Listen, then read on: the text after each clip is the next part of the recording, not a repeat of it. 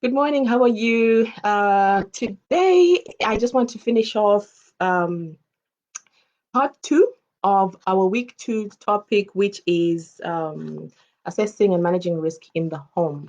So, if you watched part one yesterday, I'm going to update that soon on to the YouTube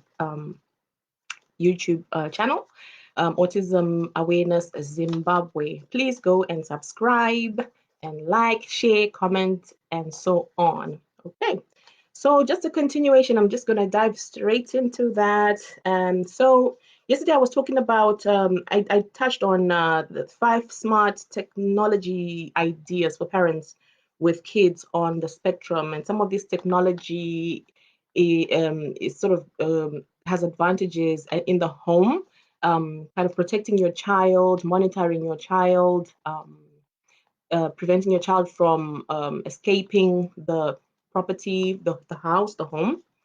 And that source is from Autism Parenting Magazine. I am going to put that link, and then you could do the research yourself in your spare time. From autismparentingmagazine.com. So I touched on technology, on smart sensors. Smart sensors are available online, even on Amazon. You can buy smart sensors for your home, and they can be for doors, for windows. They increase safety and peace of mind. You can find out more about the different types of smart sensors you could use for your doors and for your windows.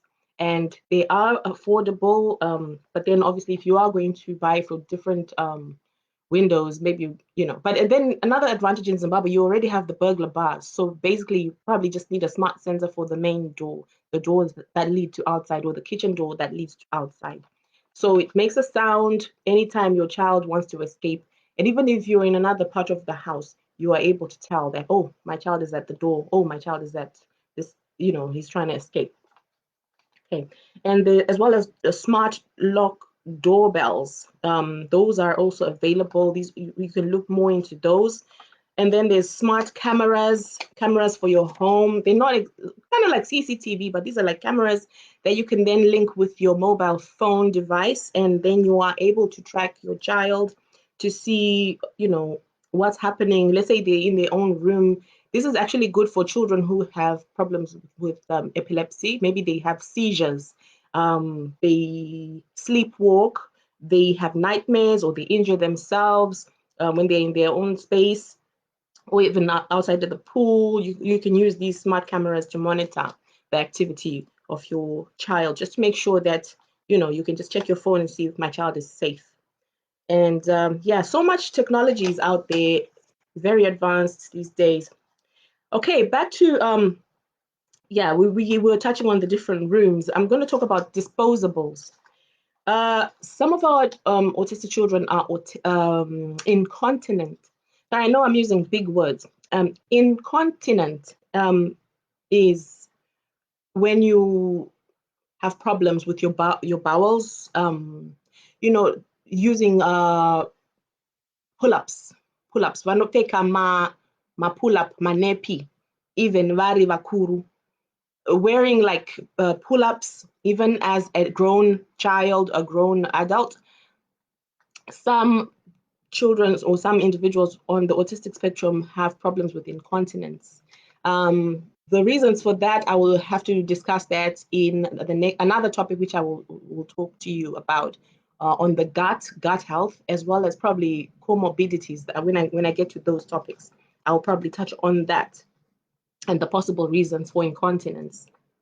But then I just want to remove the shock factor, the shocking element that some who are not really used or familiar with this may be shocked to see, why is an adult wearing a pamper? Why is an adult wearing adult nappies, adult pull-ups?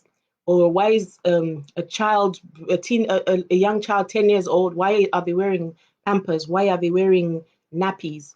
So I just want to remove that shock factor, because it is very common to see some of these individuals who are having problems with incontinence.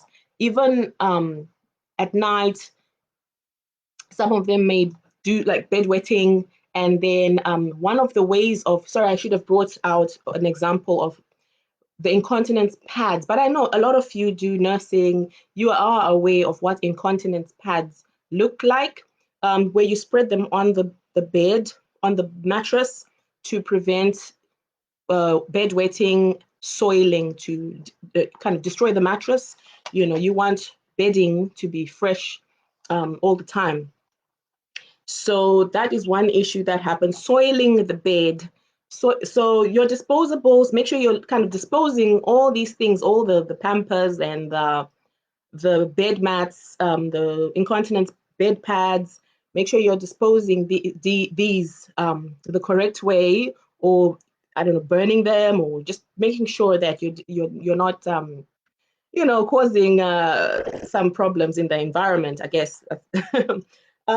Okay, so there are other options that people use. Some people actually make um, incontinence pads so that you could recycle them, so that you can wash them again and use them again. So some people put like a waterproof material on the base of like a toweling fabric, and then they actually make them big enough to tuck on on the sides of the mattress.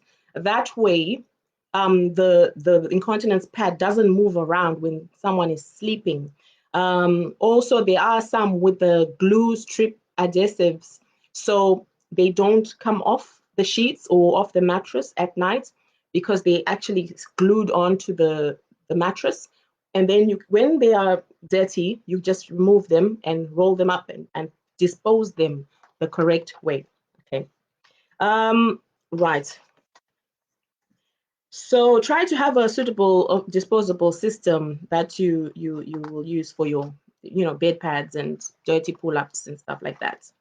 Then we have sanitizing spaces.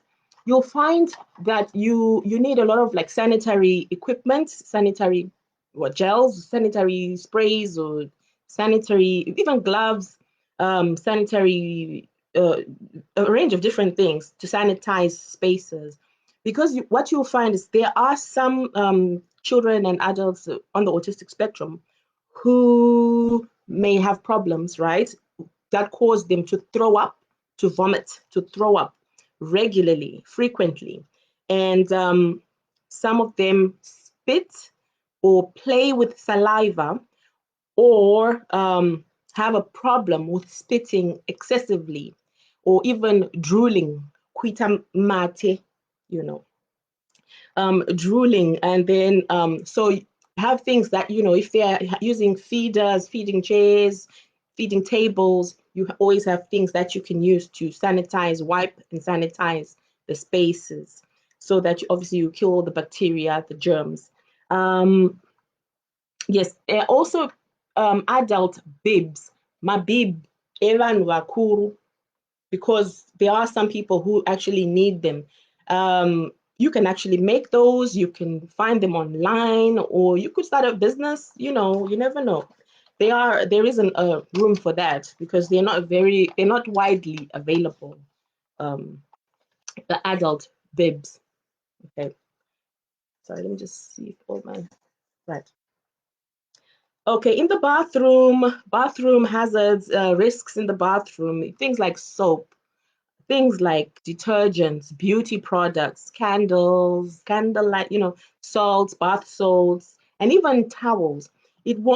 I wouldn't recommend um, you to leave any of those things. It also depends on the behavior of your child, or the person you are taking care of, because sometimes they can see a range of towels in the bathroom. Some people these days, you like to have lots of towels in the bathroom, but then for an autistic child, in some cases, this might be an opportunity for them to play with the towels and put them in the water, or just to mess them up.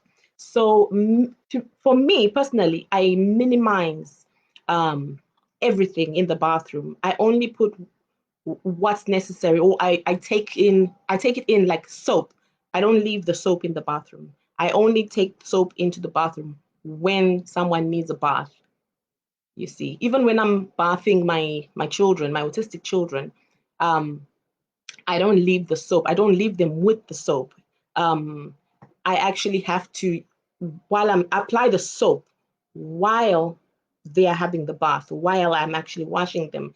Because if you leave, well, if I leave the soap, the tendency is you will find the whole bottle empty in one bath. And sometimes you'll see just soap all over the bathtub, or it's just wasted. So minimum is the best. Limiting it is the very best. As well as toothpastes, I never leave that in the bathroom. I always only bring it in. In fact, because I have two bathrooms, I actually have a locker. The bathroom locks, those cupboards for the bathroom that you can lock. So that's where I keep, you know, waxing strips, toothpastes, etc. in the lockable bathroom cupboard. So that way I do not have problems in the bathroom. I used to have problems before I invested in that lockable cupboard, but now I don't have the same problems. So you always want to constantly find ways to reduce the stress, to reduce the things that can cause problems. So you're always looking for solutions that work for your situation. It's very, very good for your mental health. And I think as parents, you're considering money. You don't want products being wasted. You don't want harmful products being, the child being hurt or injured.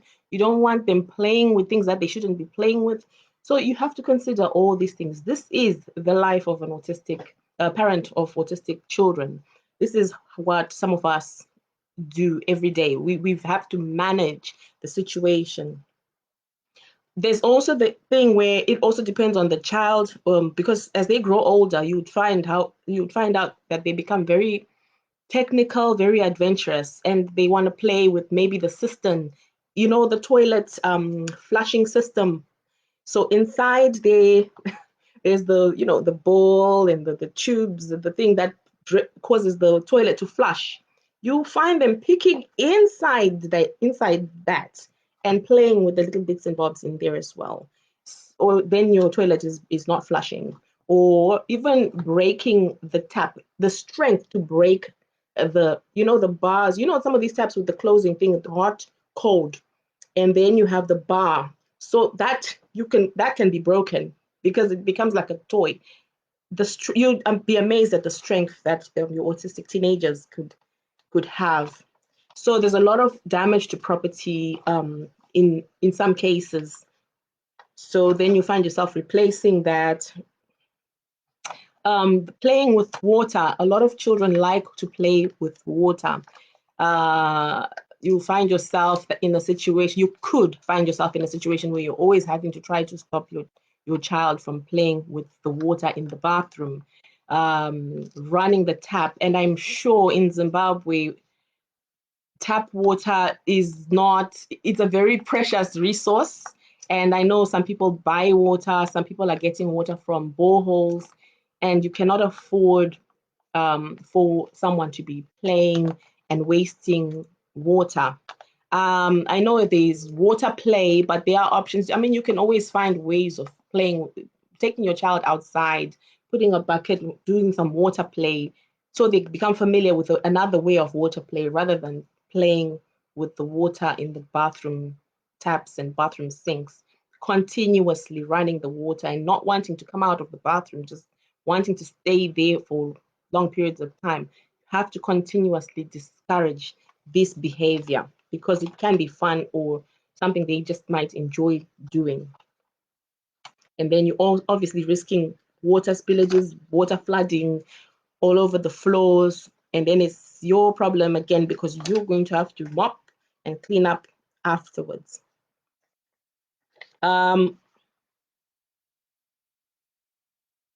Right. There's a topic I'm going to talk about really quickly, the same topic, but I'm talking about in as much as it can get stressful because you're living with so many different challenges, challenging behavior every single day. I've read and I've heard of stories where parents they've just had enough. They've had it. But what they do now becomes very concerning. They lock up their children in cupboards. They lock up their children in bedrooms. They lock the children up like prisoners. That is not acceptable. That is abuse. That is a serious form of abuse on your child. I've even read a story of a mother in China, because of the lack of facilities and the lack of schools at the time. She resorted to even tying her child up every day to prevent the child from, causing havoc in the house, because the child was very restless. So she would tie the child. These are not the ways of addressing autism. These are not the ways of intervening when it comes to autism. Well, fortunately, let's say in the United Kingdom, there is provision. They do, obviously the kids have the schools, so obviously the children will have the school is one form of way, like one form of intervention, I suppose, where you get extra help, because when the child is taken to school, that gives you time as well to have a break and do other things that you need to do, and other people are taking care of the child. There's also the extra help you could get from your councils if you go to get some help from the social services.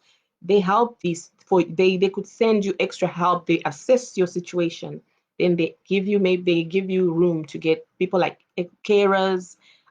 Depending on your child's needs, it could be one carer, it could be two carers. That way, then from time to time, your child always has some extra help. Then there are other professionals who work with you from time to time, other issues that are affecting the child. Maybe health issues, maybe therapy, but it's not as easy as it sounds. As I'm saying, there are processes and there's delays, and sometimes you don't get, sometimes you do get. So it's not just like a straightforward thing. But then it does kind of eventually work in the end, right? But in a country like Zimbabwe, where these services are not readily available, this is where, as a community, we really need to think about the gap, the services that we need in order to help the communities that are living with autism, the ones who really need the extra help, the single mothers raising autistic children in Zimbabwe, the grandmothers who are raising their grandchildren because maybe their own children passed on or ran away from the child. So all these situations are reality. Even orphanages in Zimbabwe need your assistance. They need our assistance. We can't just turn a blind eye just because our life seems okay. They need these extra because they're doing something that everybody should be doing. We all should sort of look into this issue and assist where we can. We cannot have situations where parents then lock the children as if they are prisoners in cupboards, in rooms. They need fresh air every day. They need to go outside. And in Zimbabwe, the beautiful country of Zimbabwe, beautiful country. There's so much fresh air, space. You can go out freely, you can go out freely. You don't have to pay to go outside. Here in UK, just to go to the shops, you need transport money. You need to have money to go anyway because then the kids will become hungry really quick. I mean, everything is cost. Almost everything is cost. The park is fine. The park, if it's nearby, yeah, fair enough. But yeah, the park is a good place. You can take your kids. They love to go to the park. Take your kids out, get help. If you are married couples, we're going to touch on that. Take turns, help each other. Fathers, take your children out to the park. Don't leave it all to the woman because she's the one who, you know, is expected to do all these things, like, you know, because she's the mother. Anyway, I'm going to touch on those issues. Let me continue with this. But please, there's a thing called what is this thing? Best interest. Best interest. It is a principle in United Kingdom called best interest. It's a statutory principle, a government principle. It's under the law, Section 4 of the Mental Capacity Act. So I'm not sure what this could be, what this could mirror on Zimbabwean laws. I don't know exactly which law in Zimbabwe can mirror this particular part of the best interests statutory principle under the Mental Capacity Act. Because let me just read exactly what it does. It's any act done or decision made under this act or on behalf of a person who lacks capacity must be done or made in his best interest. So all the things that we do for our autistic children should be done in their best interest, not in our best interest or in the best interest of other people, or, you know, the priority in the best interest of the child. Is this the best interest of my child?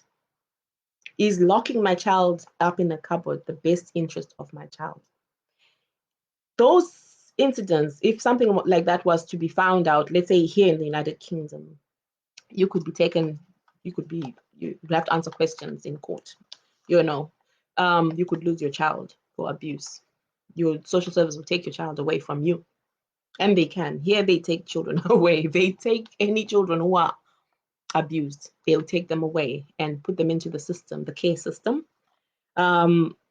So it's not recommended to lock. It is the most restrictive form of the most restrictive approach, locking your child.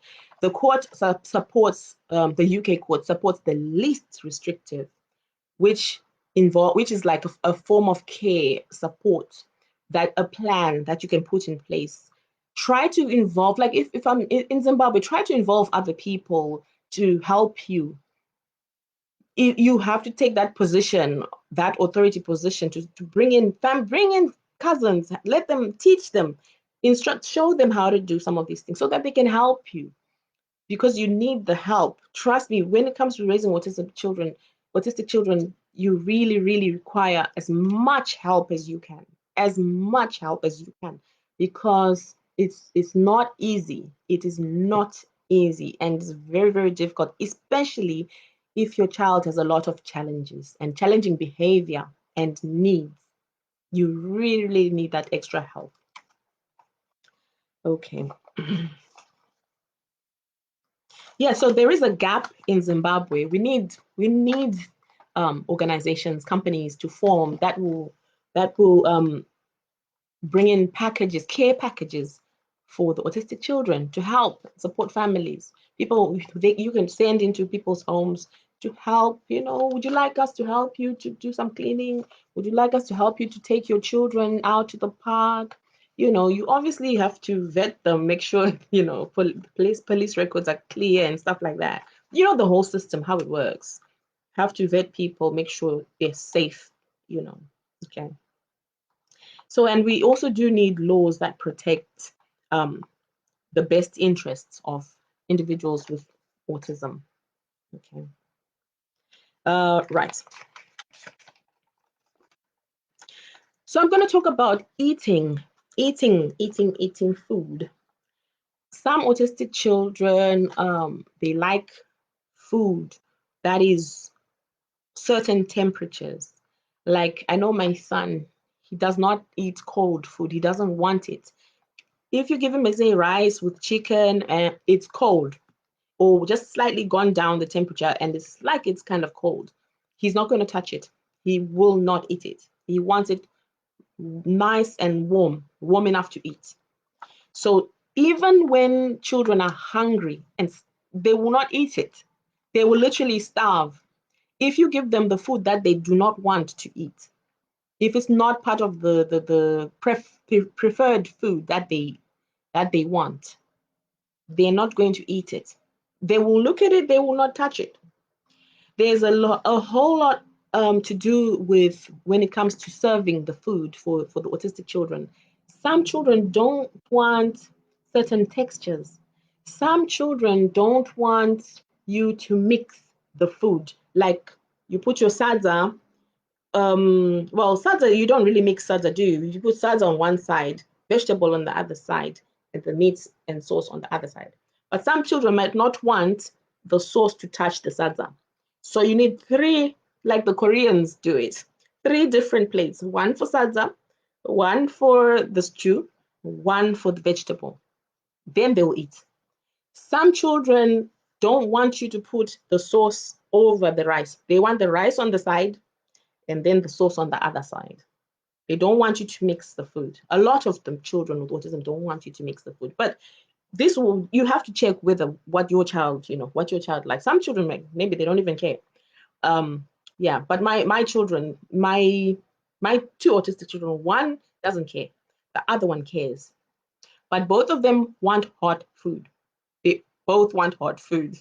And then they're also very selective of which type of food they eat. So you will find there's someone who will not eat any, any of the particular type of food. They only eat rice. They don't touch anything else. But then you have to keep encouraging them. Then also take note of things like allergies, diet allergies, all those things. Also take note of those things, what your child likes. In the home, there's what's this? Some children cannot feed themselves. Some children cannot feed themselves. We obviously mentioned last time in passing, my son, 7 years, he couldn't feed himself. He couldn't touch. He had difficulty holding something in his hand. So he wouldn't hold anything. So we were trying to get him to learn to hold a spoon so that he can pick up the food and put in his mouth. So we kept on encouraging him. Even what I did, I used to hold his hand and give him the spoon and hold it together. And then I'll show him, pick up, eat. I want you to take that shock factor out. 7 years old, he could not feed himself. He couldn't. Don't be shocked, because these things, they are happening. This is what's happening when it comes to some autistic individuals. So eventually now he started becoming confident to hold. So now you will be holding the spoon just for fun. I got him plastic spoons. So now he's confident. Now you'll see him put his, in the rice. He likes to eat rice by himself. Puts in the plate, and then he's munching away, and he's really confident now. So it took him just a few months to master feeding himself. So that in itself is a milestone. It's a milestone, a big milestone. So sometimes what you don't do with autistic children is you don't give up. You don't say, he doesn't want to do it. No. You carry on encouraging. You carry on encouraging them, showing them, even holding it, doing the thing with them. And then they will eventually, at one point, it'll pick up, because the repetition is going in the mind. It will pick up. They will learn. They will learn slow, but when they get it, then they're going to be very happy, and you're going to be very happy. There are also special type of spoons to support some children who don't have, are not able. Just check online, special spoons that are bent in certain ways, special cups, the special beakers with the handles that they can use to hold and drink. There are a lot of specialty equipment. Just Google those things online. Yeah, so don't give up. I'm going to touch on the garden. The garden, a lot of people have gardens, and unfortunately here in the United Kingdom, not everybody has a garden. Not everybody has a garden, but a garden is a must when it comes to some children with autism. A garden is I mean, if you maintain your garden, it can be like a heavenly place. You know, if you keep the lawns nicely trimmed, if you fix the flowers, just make it clear and clean and clutter free, put some chairs there, or just make it nice, and you'll find that your autistic child will enjoy going outside, running around, just like, nice safe space that can become a safe space as well. They'll enjoy nature. The fresh air is going into their brain, the fresh air is going into them, and it's also like a form of therapy for them. They love flowers. My son absolutely loves flowers, and he loves just running outside in the grass. He just loves. But but the other side of it now is my son sometimes then he loves the flower. He'll pick up the flower, look at the flower, he loves the flower, and then he'll put it in his mouth. That's where it goes wrong. And then there's the time where he'll pick up grass, put it in his mouth. So you'll find now what's happening is my son loves green vegetables. Literally, it's amazing. Many children don't like vegetables, but my son, muriwa green, muriwa mashija, any type, any type of green vegetables, the leafy green vegetables. As long as you cook it really nice, he will, even when it's raw, he loves vegetables. You can eat a whole plate of vegetables. So I think what's happening is associating the green color with the green outside, the green grass. He's associating, so he cannot differentiate between a dangerous plant or grass or other things outside and the green vegetables that he eats in the house. So always monitor what your child is picking up when they're outside in the garden and putting in their mouth. Some will pick up, it's nice for children to play with sand. It helps for their development, mental development. It's a very good thing. Yeah, but then also just make sure they're not putting it in their mouth. Little insects. Some children are fascinated with insects. They just love little ants, little creepy crawlies. They love it. But you don't want them picking up spiders and other little creatures that, because they're not afraid. Some may be afraid, but there are others who are not afraid. My son, he touched a bee and then it bit him. He didn't know that it's dangerous. He touched a bee. There was a bee on the window because we've got flowers outside. He touched a bee and then it bit him. And then he had a little, on his finger, a little swelling on his finger. And he just didn't know. He cried. Obviously, he cried, but he didn't know that you don't touch little insects because some of them, they sting. They sting. So then there are other creatures like snakes. I know I've touched on snakes again. I don't, if you're not familiar with snakes, you don't even know that it's dangerous. But then some kids may be fascinated and then they'll pick up a snake and then they come, hey, mommy, I got a snake. No, I got this little thing. They won't even know that it's a snake. And then sometimes they might even be nonverbal. So they just pick up a snake and come and bring it to you. And then what are you going to do? So always watch what happens in the garden. So with autistic kids, monitoring, always. Right. So what else is there? Okay. Noise. I think I'm nearly done. Don't worry. Noise in the home. Arguing in the home. Yeah. There are some people who argue. Domestics, people fighting, etc. Never argue in the home in the presence of your autistic children. Even if they are in another room, they can hear you. Or even if you are talking so loud, like, some children can get so confused and think you're arguing. Or on the phone, I'm talking from experience. I was 17-year-old. I know what I'm talking about.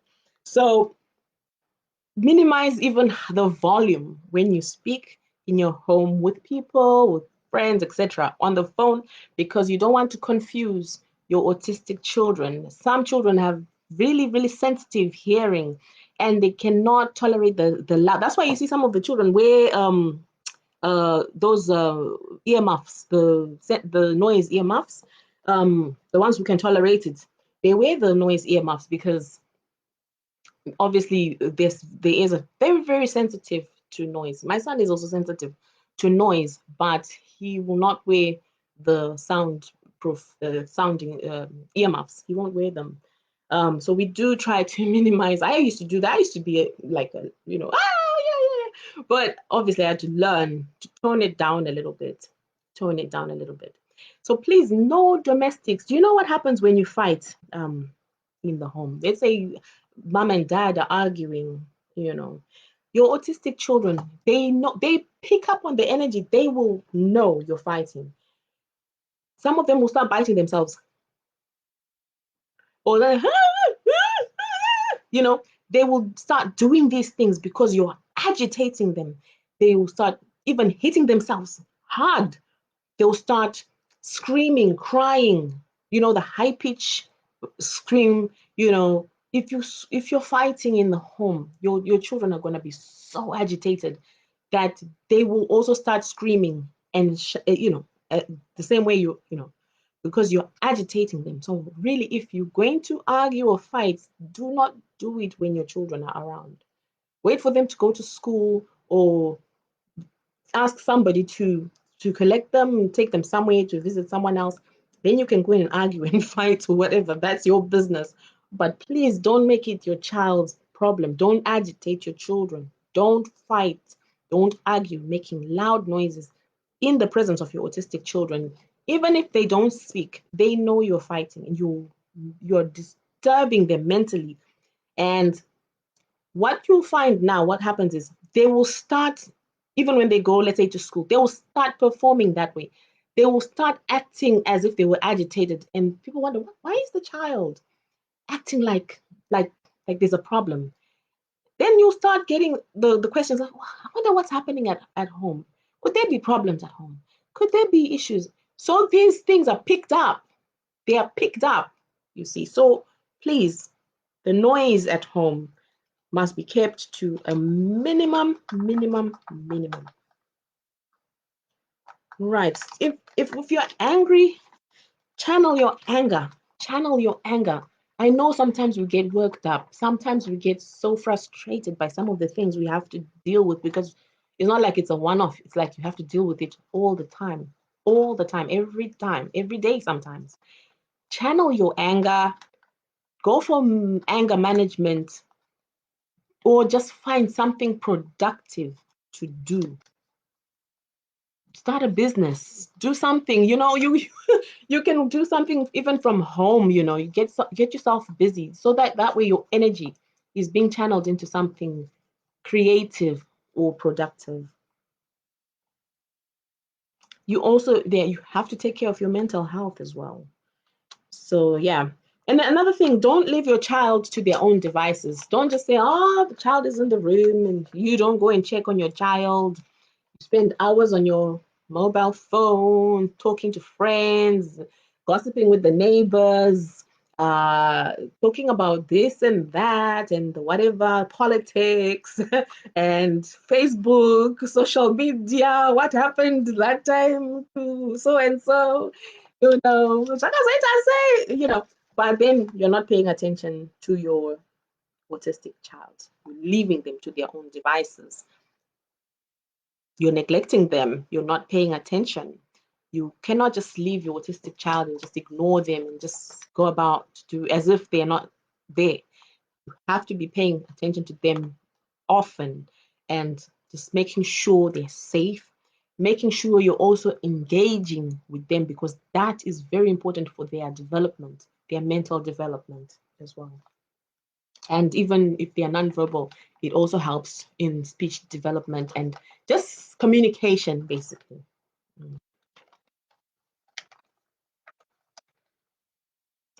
So I think yeah, I think that's about it really. I think I've touched on quite some of the key points. If you think I've missed anything, please just let me know. You want to come in, join me, say something, comment, anything, just let me know. But I think I'm going to end there today. I thank you so much, and I hope you share this video with others. I'm sure there are many people who will find this useful. And then you could find this video on our YouTube page, Autism Awareness Zimbabwe. So that's it for today. So make sure you come and join us for week 3 topic next week, which I think is comorbidities. Comorbidities. Okay, so that's it for today, and goodbye. Bye-bye.